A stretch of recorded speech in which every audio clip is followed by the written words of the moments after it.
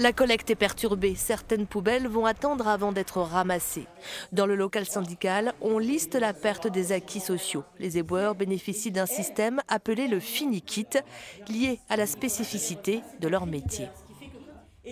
Ça leur permettait de pouvoir récolter toutes les ordures ménagères dans un temps un peu plus court que ce qui était prévu et de ne pas gêner les usagers sur les tournées, de pouvoir ramasser tout dans un temps record, quoi.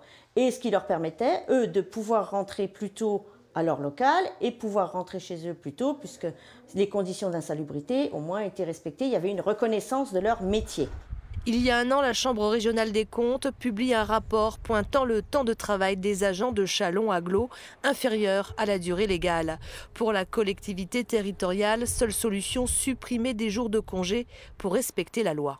La durée légale, c'est 1607 heures, et non seulement la Chambre des comptes nous le demande, mais la Cour des comptes le demande d'une manière générale, la Cour nationale des comptes.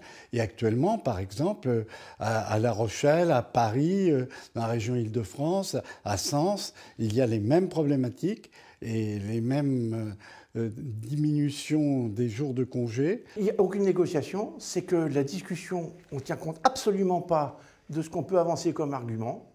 Et du jour au lendemain, c'est des agents qui vont travailler entre 4 et 11 jours de plus par an et ils vont perdre directement sur tout leur niveau de rémunération mensuelle. Selon le syndicat CGT, les éboueurs ne sont pas les seuls concernés par cette réforme. Un appel à la grève le 23 février a été lancé.